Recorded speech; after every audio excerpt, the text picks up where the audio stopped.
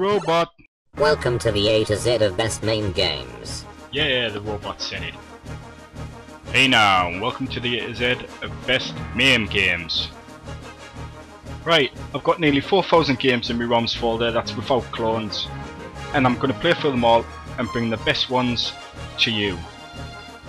Lots of these games I used to play back in the day, lots from ports, and lots I haven't played before, so we're in for a few surprises here.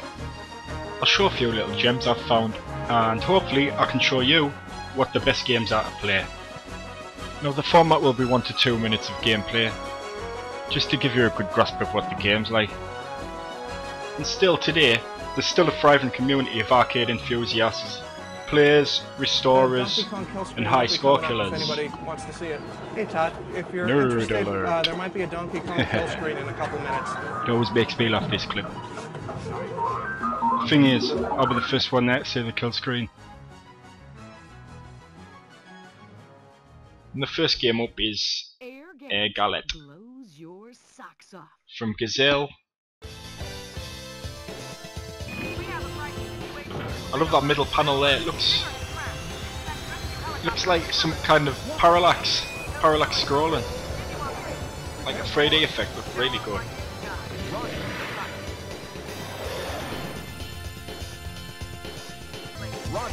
Now Gallet, it's a pretty good shmup.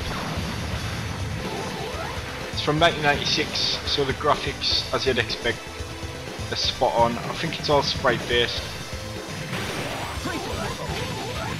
And by this time they've perfected the shmup by 1996. All the weapons are great. The boss battles are amazing. I love that Eiffel Tower, the 3D effect. When you move from side to side, looks pretty impressive. And this one's from Gazzelle. They only made 3 games. They were ex-Tour Clan employees that formed Gazzelle, and they made Pretty Soldier Sailor Moon. Is that right? Or Pretty Sailor Soldier Moon. A quiz game in Gallet. And this is definitely a top tier shmup. Try it. And he's a classic. For anyone that fancy themselves as Maverick, Iceman or Ghost back in the day, he's the game for you. Nobody wanted to be Ghost, so he died. But he was banging Meg Ryan in the film, so there's a plus point for Ghost. It's all amazing sprite scale and rotation. I think it runs on the Sega X board. If you want to look at the different Sega arcade boards, Wikipedia it up. Look at what games they run, it's quite an interesting read. It all runs so fast, it's amazing. There's not much to the gameplay, like, not much gameplay there, but it just looks amazing on the big screen TV with your joypad. Looks fantastic. It sounds fantastic. I used to love the lock-on sounds, I remember them from the arcades. They were always loud, even if you were playing something else here, the lock-on sounds from AfterBurner. And it was so impressive for 1987. I think the Master System was the console for Sega, and it was next gen compared to that. I don't think it got a arcade perfect port to the Saturn. It got a Mega Drive port, but it wasn't the same as this. And that's why we went to the arcades to see next gen graphics. So yeah, that was the thing with arcades at the time. They were years ahead of what you had in the home. And they started to die off a bit when you could get arcade perfect ports in the home. And 3D games came out. The games got less imaginative. And I think the cabinets just got a bit too expensive to buy, and it was a lot of novelty games by the end, and it just died out.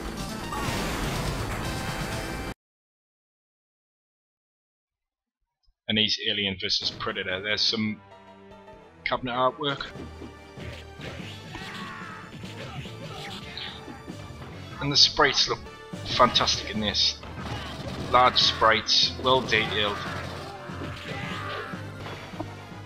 This is 1994. I love that fire death animation there. another good alien fire death animation. There's one coming up later.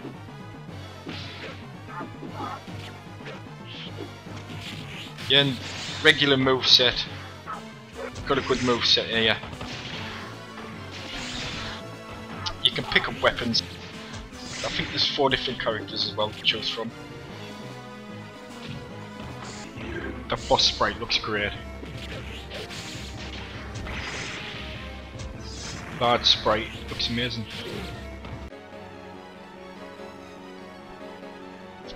Cutscene animations there. And an Arnie lookalike. We'll see a lot of them in the coming games. Lots of Arnie lookalikes. And it's all Alien and Predator lore friendly. There's none of that Prometheus bullshit here. And some of the characters come across an alien snake type thingamajig. They don't try and play with it like it's a friendly little animal. They blow it up with a big fireball.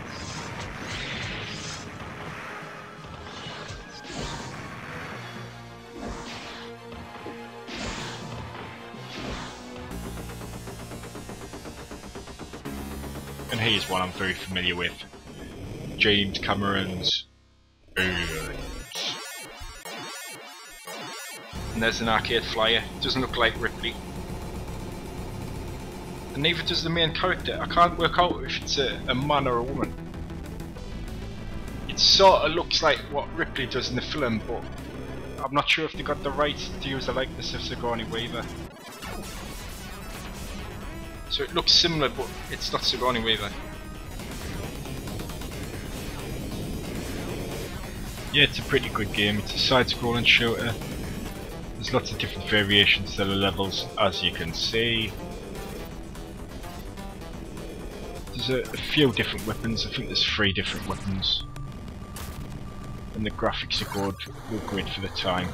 I remember being dead impressed by this back in the day. Later on in the 90s, there was always an alien cab in the back of an arcade. Always. And I do like the alien death animations. See the acid. And the music's really atmospheric. It's lovely. It harks back to the day in the 80s when films used a lot of synth music. And he's Alien Free the Gun. Which is probably the worst of the bunch. Just your bog standard shooter. I'm not a big fan of light gun games. Maybe like House of the Dead and Time Crisis. By the end of arcades there was a lot of novelty games. Lots of light gun games. A lot of driving games that were the same. Big expensive cabinets. There was silly surfboard games. Oh, and I remember this one. It was called Prop Cycle. It was ridiculous. It cost £1 a go, which was very expensive for the time, and the game was just ridiculous. You sat in a bike and you pedalled the bike and you flew around a 3D world. Oh god, it was so stupid. There was a lot of novelty games by the end. I think they were expensive to make, expensive to buy, and expensive to play, and you could get better games at home, like on the PlayStation. By that time arcades were starting to die out. But here's one from 1990. It's Alien Storm from Sega. And 1990 was a very good time for arcades. Lots of stand-up cabinets, lots of variations in games. It was a great time for arcades then. That's when arcades ruled. I remember the Genesis bought this, the Mega Drive.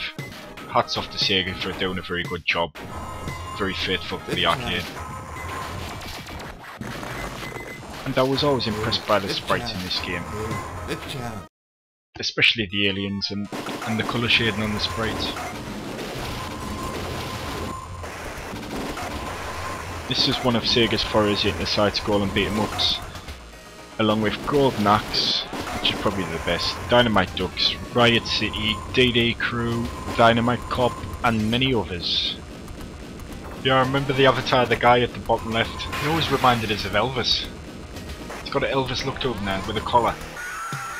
I love the alien people here. Yeah, and it's a fun and quirky game, this one. Worth a try. I did like Golden Axe better though. Golden Axe was the boss. And here we are, Altered Beast from 1988. There's a cabinet there. Rise from your grave. Yeah, I remember this one when it first came on the arcade. Bit of sprite skill in there. I stood and looked at the arcade and watched it a little bit, and I was impressed by the graphics. It looked pretty neat. And I got a Mega Drive when they first come out. Christmas after UK launch. And it came free with a Mega Drive, and oh, it's not a very good game. And that's just coming from experience from playing it to death. I think I completed it in the first sitting. Christmas Day. A couple of hours, didn't take long. It's worth a play. The graphics are okay. I remember looking at it the first time in the arcades and being impressed by the graphics. And the game itself, but the moveset's horrible. Horrible for the man character. But when you're the beast, you're sorted. You probably die from the punching and kicking. It's very cumbersome. The main thing is to get the 3 orbs and become the beast. And it's different beasts on each level. And once you get the beast, you can't fail the level. The beast is just OP. You may as well just walk to the end. While you're the man, that's when you're in the worst position. But when you're a beast, forget about it.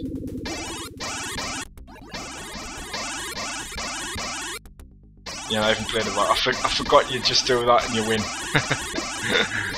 Yeah, I haven't played this one in a good while. Here's the moveset. Horrible.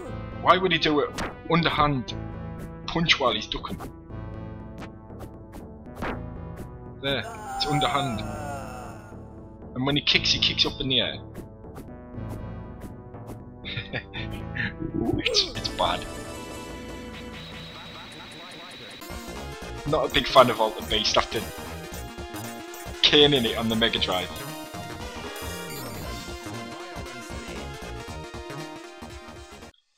Here's Police Batrider.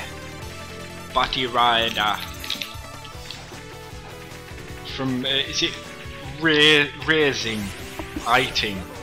If I get any of these pronunciations wrong, don't flame us. Because I say what I say, I look at it and say it phonetically. I mean, even in school, it got round that Sega was called Sega. We all used to call it Sega. Oh, it's Sega Master System. Till we heard the adverts on TV and it was Sega. I'm like, oh, it's Sega. I've been saying Sega this whole time. So if I get anything wrong, don't flame. But this is Batrider from Raizing. And they make loads of shmups, the experts in shmups.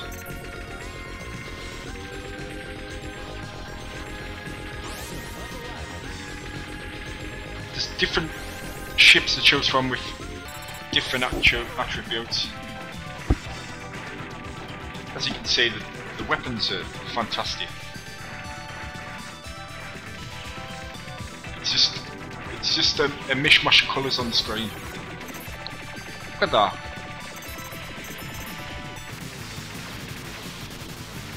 Yeah, this is 1998, so you'd expect the graphics to be good, and everything's very colourful and looks brilliant. Sounds brilliant. It's well worth playing this one.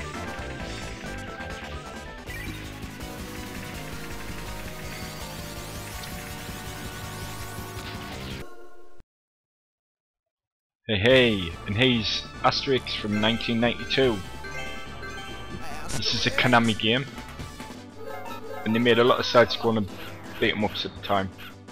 They made Turtles in 1989, Simpsons in 1991 I think, and then they went on to make this in 1992. And of the three, I think this is the worst. It looks good. Asterix is a comic book character. It's like I used to read the comics when I was a kid. And it's got all the characters from the comics. Looks pretty faithful, just like the Simpsons game was. But compared to Simpsons, I think I just find it a little lacking. There's just something about it. It's just not as good as the Simpsons games or the Turtles game. It's still good, but there's just something there that it's just not quite on par with those games.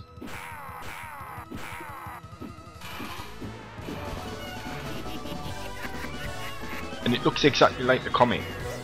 All the characters and things to do with it. It's pretty faithful to the comic. I enjoyed the comics when I was a kid.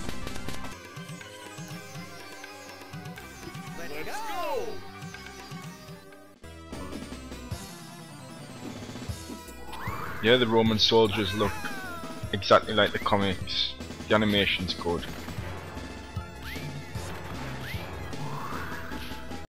You got a decent moveset, but it's just not on par with the Simpsons game, which are probably in my top 5 games.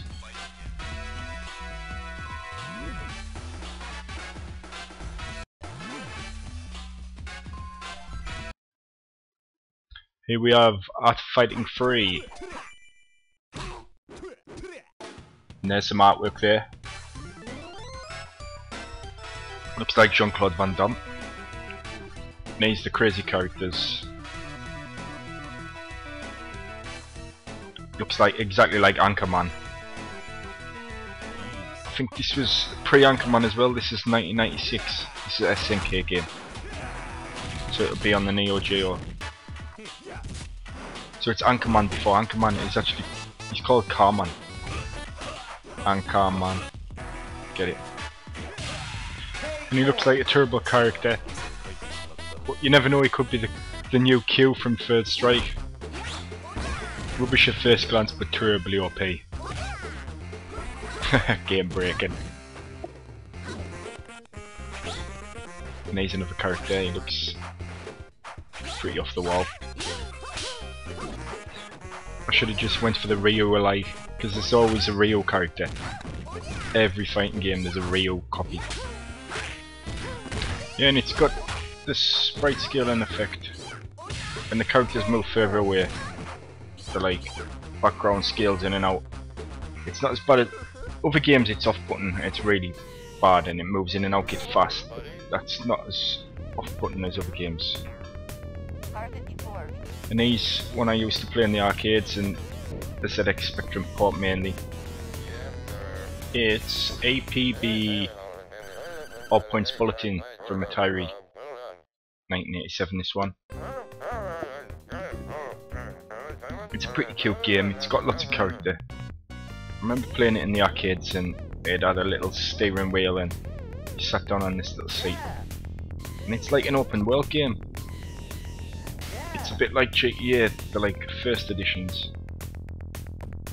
And you basically just arrest people that are driving badly.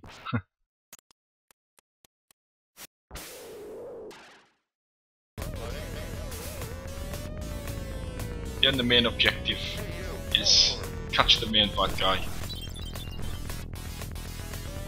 Which was different cars. It shows you the cars at the start of the level. You have to arrest the bad guy. It's like a precursor to the first GTAs, the top down ones. It's got a lot of character, this game. It's quite cute.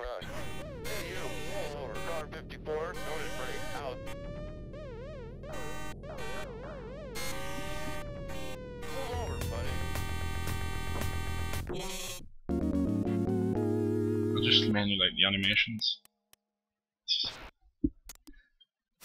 In the back. Capcom, 1994. Probably my favourite developer for arcade games. When you saw the Capcom sign, it was just to see the quality. they're all varied. They never really did the same games all the time. They were all different. Barring the Street Fighter games where they released a new one every year with a couple of new characters and be up to speed. Looking at your Championship Edition. And this is just battling robots. Once you kill a main bad guy, you can pick up their weapon and use that. The sprites is really impressive.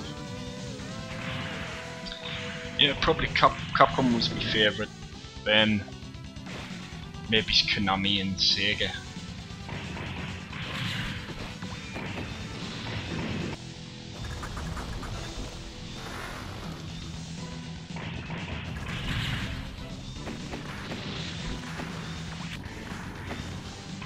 Yeah, and I couldn't list all the great Capcom games.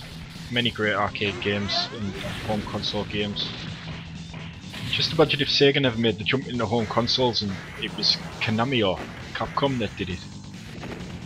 I can just imagine it being a great system with many great games, exclusives.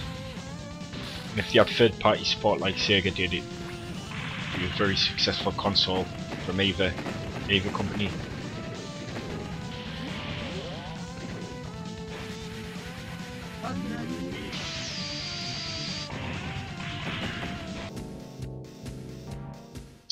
He's a AB cop from Sega.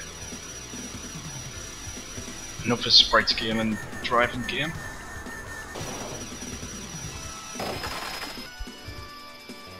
It's the only thing with Sega, they made lots of games like this. AfterBurner, Thunderblade, Outrun, Enduro Race, Super Hang-On, Monaco Grand Prix, J-Lock, then they went through 3D, and Virtual Race, Sega Rally and Daytona. Yeah, the objective of the game is a bit like Chase HQ and Road Rash, where you knock your opponents off the bikes and then get to the end bad guy and ram them up the road. And the music's sublime.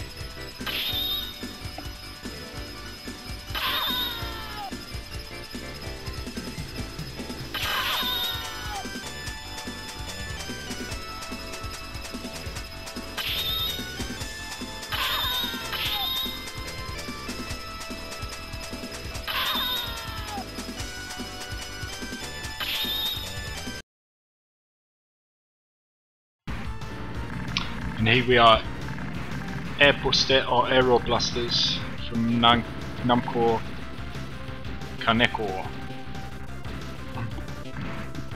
This is from 1990 and I'm quite sure it was ported to the Mega Drive. It's not the greatest of side-scrolling shmups. Don't say that too fast. It's pretty good, but I'm more of an R-Type man myself. R-Type's my side-scroller of choice. It's the best. I don't mind Gradius either, but R-Type's the one.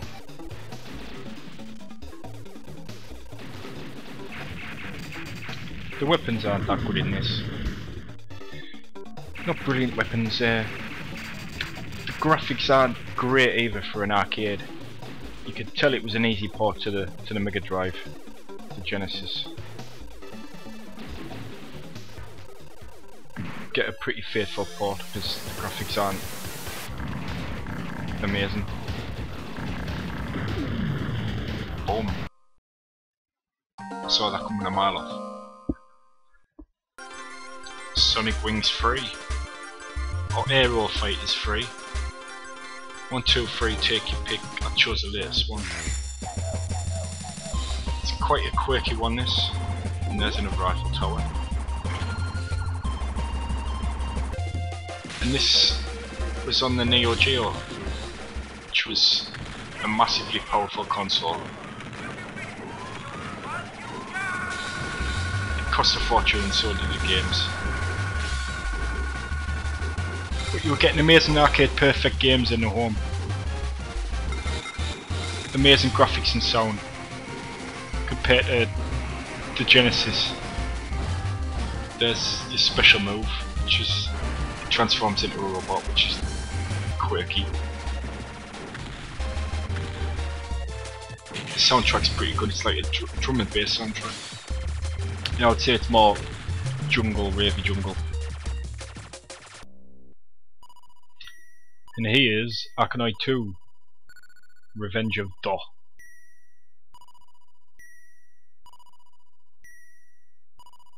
And I mainly played the Spectrum port, ZX Spectrum, and as you can see I'm not very good at it. I was good when I had the Spectrum game. And the idea is, block breaker, you just break the blocks.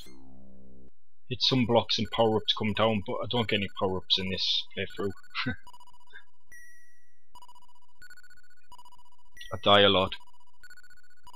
But it is a fun game, refine the controls in MAME.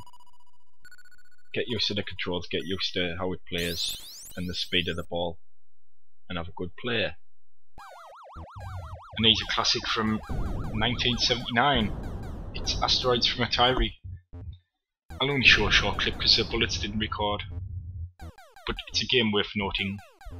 It's a classic, and I'll cover the later one, Asteroids, and all its sequels. It's Sinister sequel. And this one's really odd. It's from 1988. It's from Namco, and I think it's the first Mode 7 game. The first time you've probably ever seen Mode 7.